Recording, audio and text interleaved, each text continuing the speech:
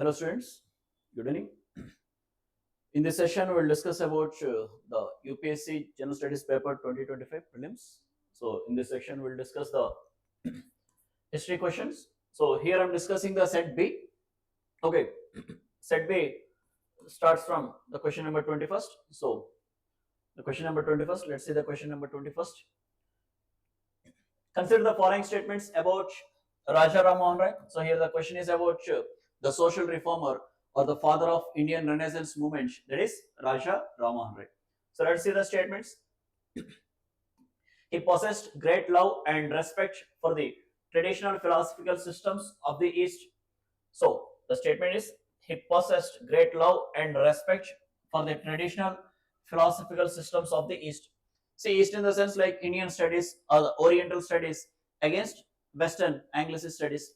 So, see, Raja Ram Mohan Rai was the one who advocated for adoption of the Western ideas, the Western philosophy, or the modern education.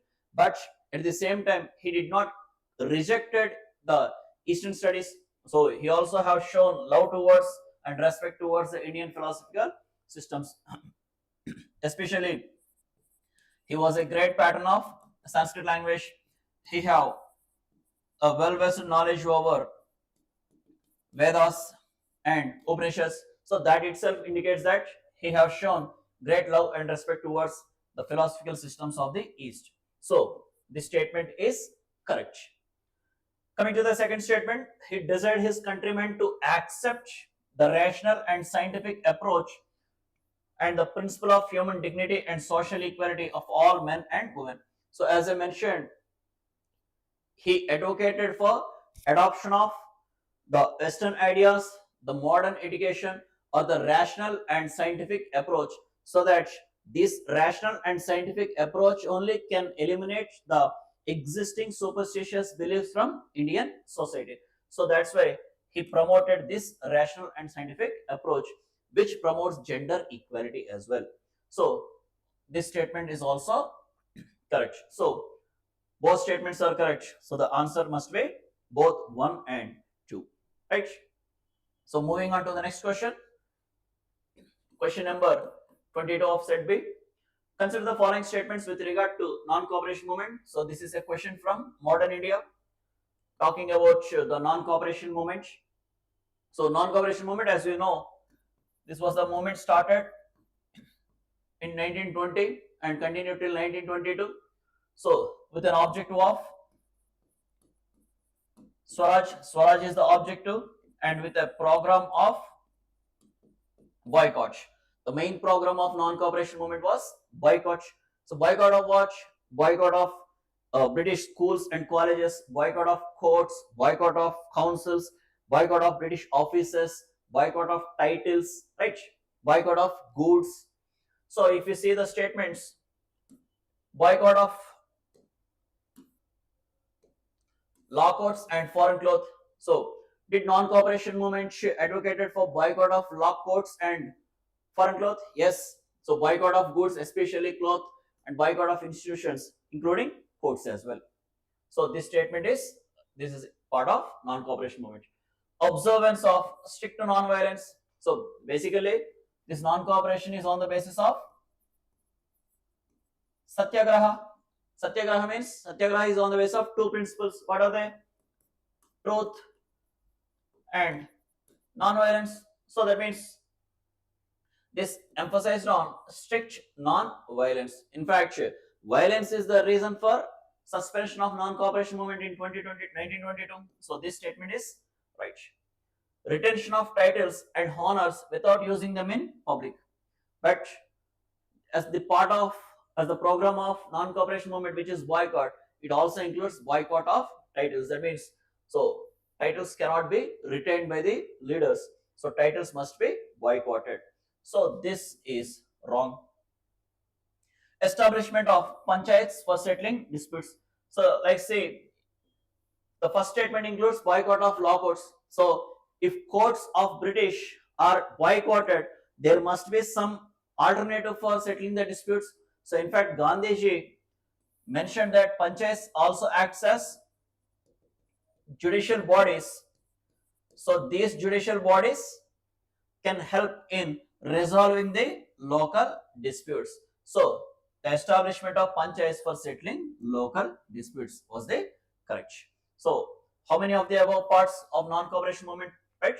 So boycott, observance of non-violence, and so it is three. So only three. Answer is C. Right. Let's moving on to next question. Question number 23. So it is a question from ancient India. So irrigation device called Aragatta was. So here he have mentioned a particular term called Aragatta, which is an irrigation device. And what is this irrigation device? Let's see the options.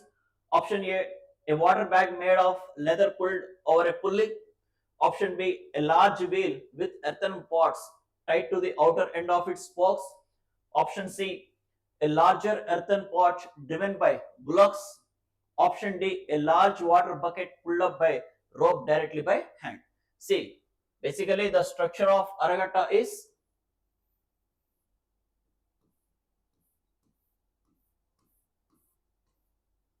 so it will have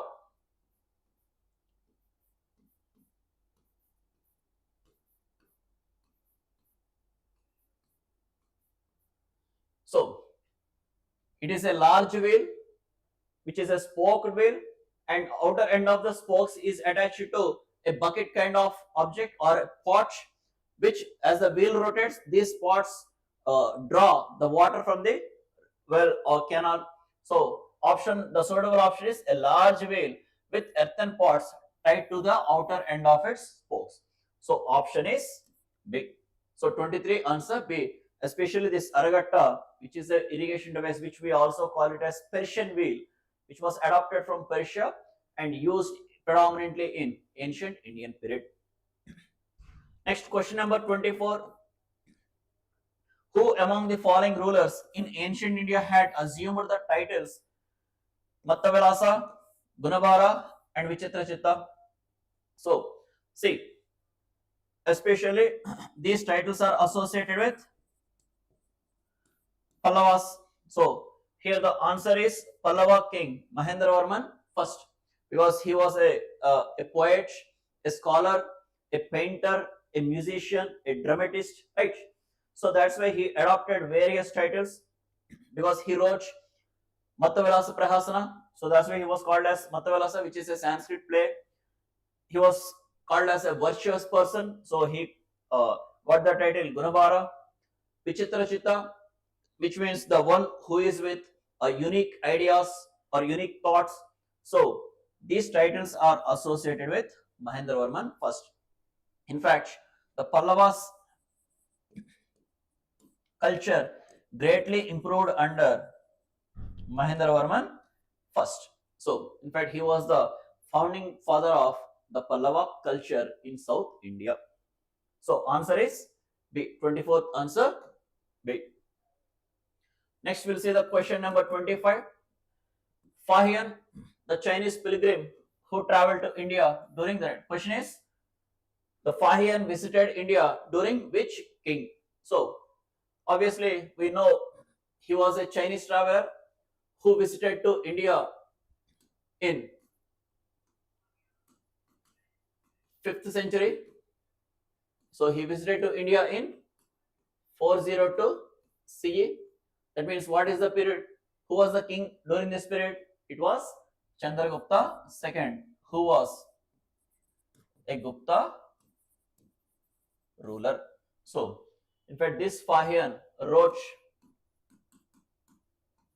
Folkwoki, which is a text on his experiences in India. So, answer is B. Next, we will move on to next question. Question number 26 of set B.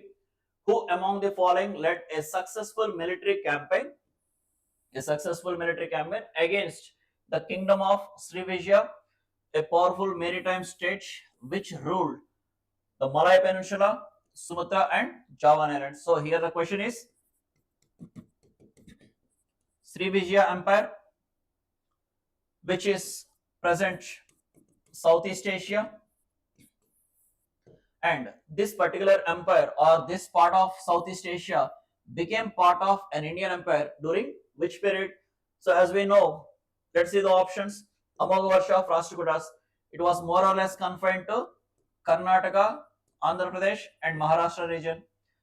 Let us see Kakatiyas, these were confined to Telangana and Andhra and Orissa region. If you see Hoysalas, these were predominantly confined to Karnataka. So what is left? The Cholas, especially under Rajendra Chola, they extended from Maldives in the west to Southeast Asia in the east. So especially up to Indonesia became part of the Chola kingdom, particularly under Rajendra Chola, who carried a military campaign against Srivijaya kingdom, which is in Indonesia. So answer is C. Next, moving on to next question, question number 27 of set B. With reference to ancient India from 600 to 322 BCE, consider the following pairs. So here on the left side we have territorial regions, on the right side we have rivers flowing in that regions. So let's see the options like Asmaka, Godavari. See here, if you see this Asmaka, Kamboja, Avanti and Kosala, these are nothing but Mahajanapadas. So we how many Mahajanapadas? We have 16 Mahajanapadas extending from Gandhara in the west to Anga in the east and Asmaka in the south. So if you see the Mahajanapada period or Mahajanapada region, this is the region extending from Gandhara in northwest to Anga in east to Asmaka in upper Deccan region. So upper Deccan region means obviously what are the rivers flowing in that region? It was nothing but the Godavari. So this pair is matched. Let us see Kamboja. Vipasa means current, Bias river. But however, Kamboja is in the west and Bias flows east of Kamboja. So that's why Bias doesn't flow in Kamboja. So especially in Kamboja, Indus flows in Kamboja. So this pair did not match. Next, Avanti. Here, rivers like Vetravati, Narmada rivers flow in Avanti, which is Madhya Pradesh region, and whereas Mahanadi, which is currently in Orissa, so this river also doesn't flow in Avanti. Coming to Kosala, Saryu river means Gaggar river. So Gaggar river flows in Kosala, UP. So this matches. So that means we have Asmaka Godavari and Kosala Saryu are the two correctly matched options. So how many of the pairs matched? Only 2. So the option is 27, answer B. Moving on to next question. We have question number 28. So the first Gandharva Mahavidyalaya, a music training school, was set up in 1901 by Vishnu Digambar Paluskar. See, the question is, he have given a particular institution which is a music training school which was set up by Vishnu Digambar Paluskar, who was one of the earliest Hindustani musician, and he started an organization or a music training school, especially Gandharva Mahavidyalaya, which is a school for music and dance, that is Hindustani music and classical dance, which was started in 1901 in Lahore. So initially it was started by him in Lahore, but later on some of his followers and disciples started in different places. But here the question is, the institution started by him in 1901, so it must be Lahore. Option D. So he was also known for various other aspects, like he was the one who arranged the song Vande Mataram, or he was the one who arranged or who sang originally the Raghupati Raghava Rajaram Bhajan. So Raghupati Raghava Rajaram Bhajan was originally sang by Vishnu Digambar Polaskar. So here the option is D. Right? So coming to next question. Question number 29. In the Ashoka inscriptions, the terms like Pradeshika, Rajoka and Yukta were important offices at. So usually UPSC asks the questions, they give the terms of officials and ask which official is this, but this time they have given them, they have mentioned the officials and asking about the territory of those officials where they work for. So here village level administration, district level administration, provincial level and central level. So if you see this Pradeshika, he was an administrative official at district level. If you see Rajuka, he was an officer for land measurement at district level. If you see Yukta, he was a subordinate revenue official at district level. So it is clear that these three are associated with district level administration. So option B. So 29, option B. Moving on to next question. Question number 30 of set B. Again, this question is also associated with non-cooperation movement. So consider the following statements in respect to the non-cooperation movement. So first statement is, the Congress decided that the attainment of Swaraj by all legitimate and peaceful means to be its objective. So as I already mentioned, what is the objective of non-cooperation movement? Swaraj is the objective of non-cooperation movement and the program is boycott. So they demanded for attainment of Swaraj by all legitimate means, that means through all legal means and peaceful means to be its objective. So this is the right statement. Next, it was to be implemented in stages with civil disobedience and non-payment of taxes for the next stage only if Swaraj did not come within a year and the government resorted to repression.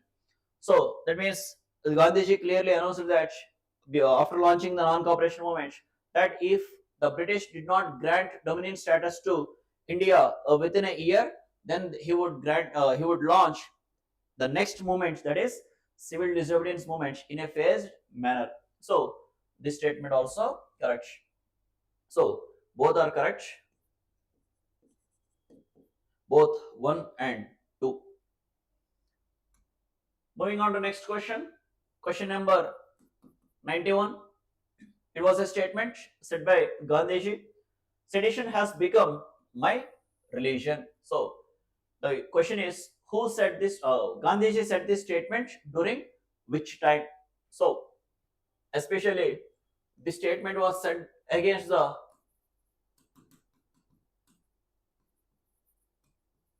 British repression during his march, that is Dandi March, especially on 6th April 1930.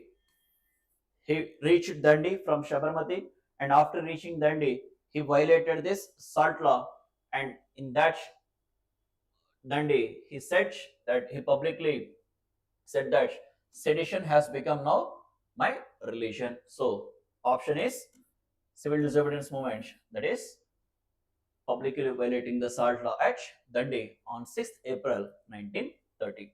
So 91st answer B. Question number 92nd.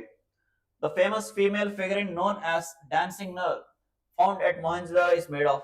So Mohenjo-daro means, here the question is associated with Indus Valley civilization. Indus Valley civilization means Bronze Age civilization. So the civilization itself is called as Bronze Age civilization because they predominantly used the metal bronze. So that means they have knowledge of metallurgy. So they made this dancing girl with the help of bronze using a technique called bronze casting technique, or it is also called as lost wax technique. So this bronze dancing girl image was found at Mohenjo-daro, depicts one of the finest cultural pieces of Indus Valley civilization. So answer is C. So coming to question number 93, who provided legal defense to the people arrested in aftermath of Chauri Chora incident? So this is also associated with non-cooperation movement. So in 1922, Chauri Chora incident occurred in Gorakhpur district of UP, in which the villagers of Chauri Chora burnt 22 policemen alive, with which the non-cooperation movement was suspended by Gandhiji. So the question is, these villagers were brought into trial and prosecuted by the British. So who defended these villagers under this Chauri Chora case? So it was Madan Mohan Malaviya and Krishnakant were the ones who defended them in this Chauri Chora case. So answer is B. Moving on to next question. Question number 94. Subsequent to which of the following events Gandhiji, who consistently opposed untouchability and appealed for its eradication from all spheres, decided to include the upliftment of Harijans in his political and social program? See, basically, first you should know about the background of this. So, particularly from 1930 to 32, the British convened roundtable conferences. So, in the second roundtable conference, which was attended by both Gandhi and Ambedkar, so here in this conference only, there was a conflict of interest occurred between Ambedkar and Gandhi on the question of granting of separate electorate for depressed classes. So Gandhiji opposed Ambedkar regarding the question of separate electorate for depressed classes. So Gandhiji came back from roundtable conference and he resumed his civil disobedience movement, but he was arrested and he was kept in Yerwada jail in Pune. So while Gandhiji was in Yerwada jail, Ambedkar got approved the separate electorate for depressed classes, and this was clearly opposed by Gandhiji, and Gandhiji went on for fast unto death in jail. And finally, they both settled. That means a pact was made between Gandhiji and Ambedkar that Ambedkar gave up the demand of separate electorate and Gandhiji agreed for expansion of reservation for depressed classes in Central Legislative Assembly. So that agreement is called as Pune Pact. So Pune Pact 1932. After this Pune Pact only, Gandhiji decided to work for upliftment of untouchability. So that's why after this pact, for next 2 to 3 years, Gandhiji worked for upliftment of Harijans by forming an organization called Harijan Sevak Sangh. Right? And he also started a journal called Harijan. So with these two, Gandhiji advocated for upliftment of these untouchable classes. Right? So answer is A. 94A. Next, question number 95. Consider the following statements. So simple here, we have given a list of fruits: papaya, pineapple and guava. So how many of the above were introduced in India by the Portuguese in 16th and 17th centuries? So the question is simple, like which of the following fruits were or crops were introduced to India? So as you know, Portuguese were the ones who introduced crops like tobacco, tomatoes, chilies, papaya, cashew, pineapple, guava. So these are all crops were introduced to India by Portuguese in 16th and 17th centuries. So here papaya, pineapple and guava were introduced to India by Portuguese. So all three. Who among the following was the founder of self-respect movement? So it was a caste reform movement. started in 1925, which was started by Periyar, that is E.B. Ramaswamy Naikar. So this self-respect movement is a temporary movement for untouchables. So it was a part of social religious reform movement started in Tamil Nadu, which was a temple entry movement for depressed classes. So which was started in Tamil Nadu region, and this is self-respect movement under Periyar or E.V. Ramaswamy Naikar. Okay, so these are questions which have been asked in this year General Studies Prelims paper UPSC. So especially from history section, predominantly from modern India, ancient India, and art and culture, right? So this is about all the questions.